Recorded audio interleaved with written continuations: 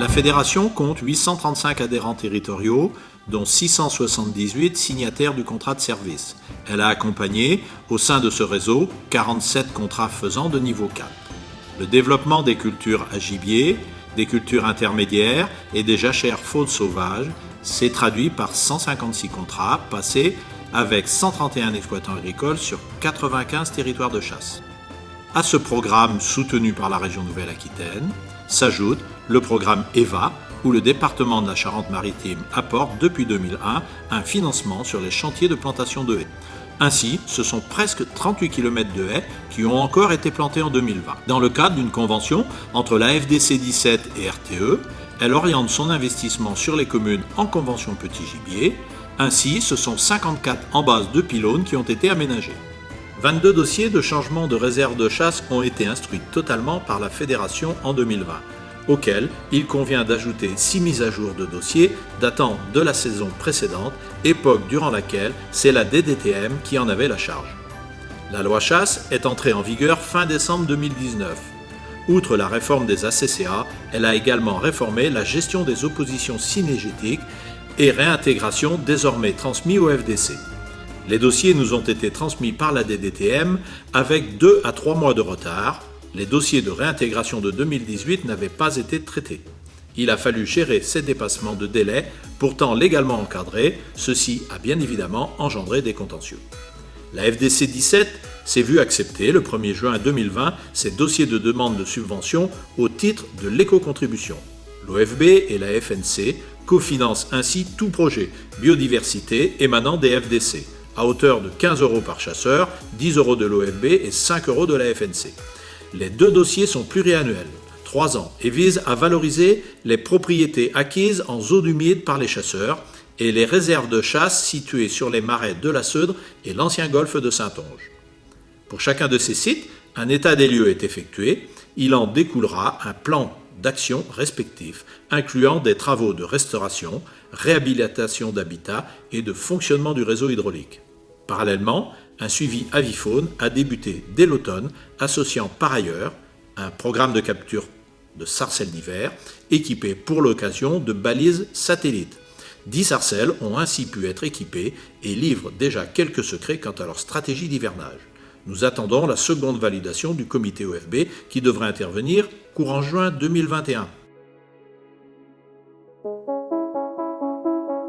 La Fédération a continué à défendre les intérêts des chasseurs de tonnes dans le cadre de sa mission de mandataire pour l'application de la loi sur l'eau. Le remplissage de mares de tonnes n'étant pas prioritaire, la FDC a mis toute son énergie pour défendre ce dernier. Sur le site de la cabane de Moin, les comptages ornithologiques sont effectués du 20 août au 15 avril. Leur fréquence est de l'ordre d'un comptage tous les 5 jours. En période de migration, ceux-ci sont réalisés tous les 2 jours. Ces comptages recensent l'ensemble des espèces présentes sur le site, à l'exception des passereaux, qui font l'objet d'un suivi scientifique spécifique au printemps.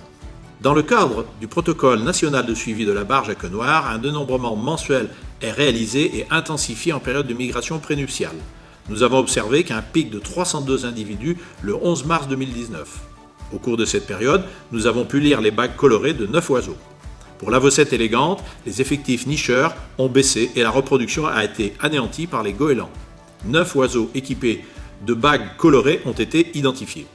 Les prairies ayant été submergées tout au long de l'hiver, il n'y a pas eu la quantité de bécassines des marais habituels. Seulement un oiseau a été capturé et marqué. Les résultats montrent l'hivernage des anatidés et des foulques. Avec une pluviométrie importante dès le mois de septembre, le marais s'est retrouvé très attractif pour l'avifaune migratrice. L'ensemble des prairies inondées tout au long de l'automne et une bonne partie de l'hiver a favorisé le stockage des anatidés. Cet hivernage fait partie des plus importants depuis l'année 2000. Malgré une petite baisse des effectifs fin février, les chiffres sont repartis à la hausse début mars pour atteindre un pic migratoire prénuptial le 10 mars 2020. Depuis plusieurs années, dans le cadre d'un programme scientifique, nous marquons et équipons de balises GPS les sarcelles d'hiver. Malgré un hivernage très intéressant, seulement 6 sarcelles d'hiver et un colvert ont été bagués. Les passereaux nicheurs ont été suivis en utilisant le protocole INRA. 8 points d'écoute ont été identifiés prenant en compte les différents habitants présents sur le site. 3 passages ont été réalisés au cours du printemps sur la période 19 mai-10 juin. La reproduction concernant les anatidés et anséridés s'est avérée bonne avec le retour de la sarcelle d'été nicheuse. Présente auprès de nombreux acteurs locaux, la FDC 17 a participé à près d'une trentaine de réunions en lien avec les politiques publiques environnementales, à l'image de Natura 2000, des commissions locales de l'eau, de la GEMAPI et de bien d'autres encore. Bien que chronophage, cette participation est essentielle au maintien d'un bon relationnel et au développement de partenariats dans un contexte où la chasse doit être davantage soutenue, comprise et valorisée. Le suivi de la faune sauvage a mobilisé l'ensemble du service technique et de nombreux bénévoles pour un suivi sur tout le département, y compris les îles de Ré et Oléron. 473 km ont ainsi été suivis selon la méthode des indices kilométriques d'abondance. Les autres espèces restent essentiellement connues par le biais des retours de carnet. Le suivi sanitaire a continué son développement en 2020. La fédération dispose d'un réseau de chasseurs formés à l'examen initial de la venaison qui comportait 792 personnes actives au 30 juin 2020. Dans le cadre de Sylvatube, 11 blaireaux et 3 sangliers collectés sur les bords de route ont été analysés. Tous étaient négatifs. Dans le cadre de la surveillance programmée, ce sont 119 sangliers et 77 blaireaux qui ont été analysés. Sur ces derniers, 4 sangliers ont été contrôlés positifs sur les communes de Soubran, Saint-Chier-Champagne et Fléac-sur-Saugne, ainsi que 2 blaireaux sur les communes de Artenac et Consac. Par ailleurs, 30 autopsies ont été réalisées dans le cadre du réseau SAGIR afin de mieux connaître les causes extra-synégétiques de mortalité du gibier. Cette année, les analyses se sont essentiellement concentrées sur le chevreuil du fait d'une mortalité anormale sur les secteurs L, T, K et Q et suivi de l'espèce, lièvre en seconde position. Il est à noter que les analyses nous ont également révélé des cas de RHDV2 et 2BHS. Le suivi des plans de chasse du grand gibier constitue toujours le cœur des missions de la fédération. Si les populations de cervidés ont connu un développement plutôt maîtrisé, les sangliers ont en revanche continué leur expansion. Cela a nécessité la reconduction des mesures de gestion adaptées, telles que la chasse dans les réserves, à une fréquence plus élevée dans les secteurs les plus sensibles, les réattributions hebdomadaires de bracelets sangliers et le remboursement des dispositifs de marquage non utilisés ont été reconduits pour encourager la pression de chasse. La fin de l'année synégétique 2019-2020 a été marquée par l'arrivée de la pandémie Covid-19 et le confinement qu'elle a entraîné.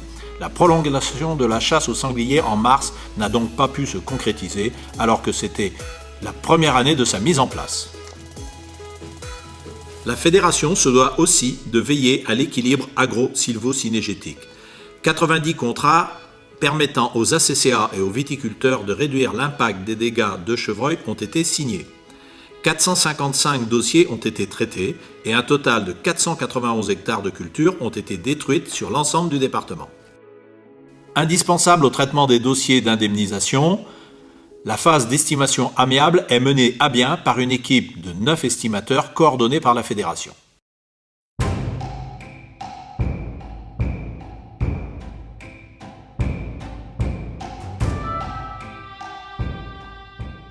Le volet formation, conduit par la fédération, est resté à un niveau élevé, avec, hors permis de chasser, plus de 403 stagiaires accueillis dans le centre de Saint-Julien-de-Lescape. Pas moins de 11 thématiques alimentent ce programme, désormais formalisé dans un catalogue. Toutes ces formations sont gratuites en ce qu'elles sont financées par le timbre fédéral.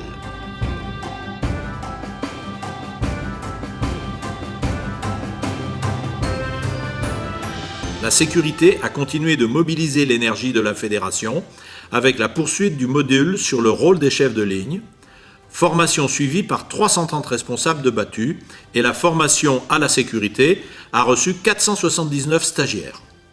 L'examen du permis de chasser a donné lieu en 2019-2020 à la formation de 324 candidats, 293 ont passé les épreuves et 206 ont été reçus, soit un taux de réussite de 70%.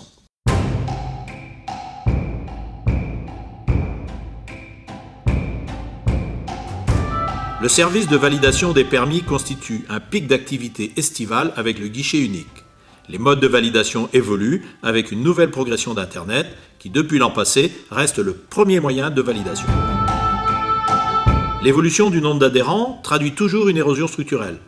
Mais la moyenne d'âge du chasseur établie à 55 ans et le fait que 2611 adhérents ont moins de 35 ans donne des raisons d'espoir. Avec plus de 16 722 adhérents individuels et 835 adhérents territoriaux, la fédération reste la première association du département, tant sur le plan des effectifs que sur celui de la représentation des territoires. L'assistance aux ACCA se traduit aussi par les opérations chasse-vacances. 98 brocards ont été tirés à l'approche par des chasseurs venus en vacances en Charente-Maritime sur 39 territoires de chasse conventionnés. La surveillance des territoires tout au long de la saison de chasse est aussi un service essentiel, assuré grâce aux agents de développement. En 2019-2020, 410 contrôles ont été effectués par nos agents qui ont rédigé 31 procédures et 94,3% des personnes contrôlées étaient en règle.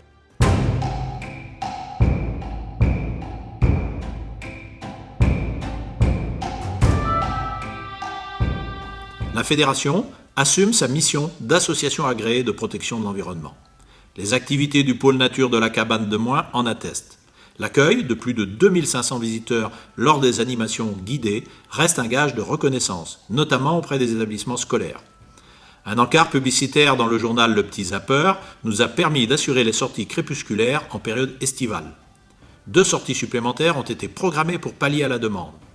L'entrée de M. Labbaye, directeur à la FDC 17, au comité de direction de l'Office du tourisme de la Carreau, doit permettre la promotion du développement touristique et pédagogique de la réserve. La fréquentation scolaire a été quasiment nulle en début d'année. Toutes les écoles qui avaient réservé par la suite ont annulé.